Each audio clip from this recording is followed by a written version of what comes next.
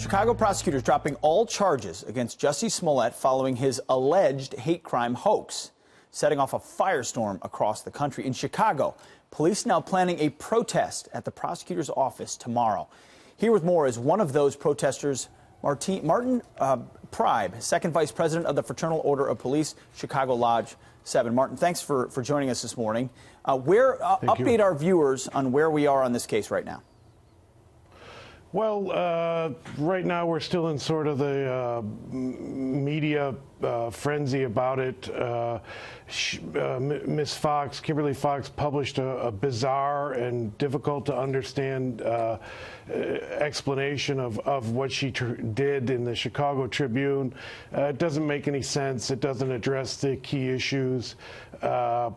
And so that's we're at it. We're grateful that the federal authorities are going to look into it.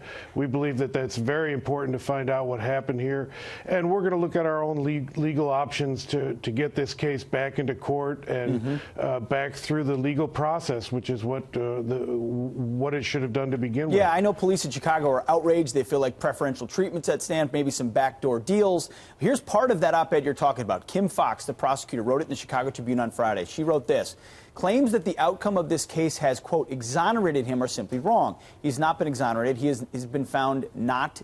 not been found innocent. So why isn't Smollett in prison or at least on trial? My office believed the likelihood of securing a conviction was not certain. She also went on to say that she's open to maybe an independent or outside review of this. Your reaction to that? Well, I mean, what is it then? I mean, he's not resolved. It is resolved.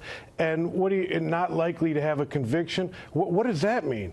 I think I could probably find 500 or 600 detectives in Chicago and as many attorneys and former prosecutors who would laugh at that statement. I mean, the evidence seemed overwhelming. And, you know, prosecutors aren't supposed to just toss in the towel for arbitrary reasons. You know, if you have evidence, you have a good investigation, you go forward with it. This is a hate crime. Hate crimes, you know, have to be legitimate. They're important. They're important legislation to protect people from, you know, from terrible crimes. Well, and it's a crime that could have nonsense. It could have distracted potentially many man hours of pursuing other things for the Chicago PD. You feel like she's running effectively against the Chicago Police Department. Why? Yes, well, because this is the tip of the iceberg. There's other scandals that we've complained to federal authorities and said they need to exist. She's let people out of prison on murder convictions that we think were baseless, and she should not have done so. These were horrible murders.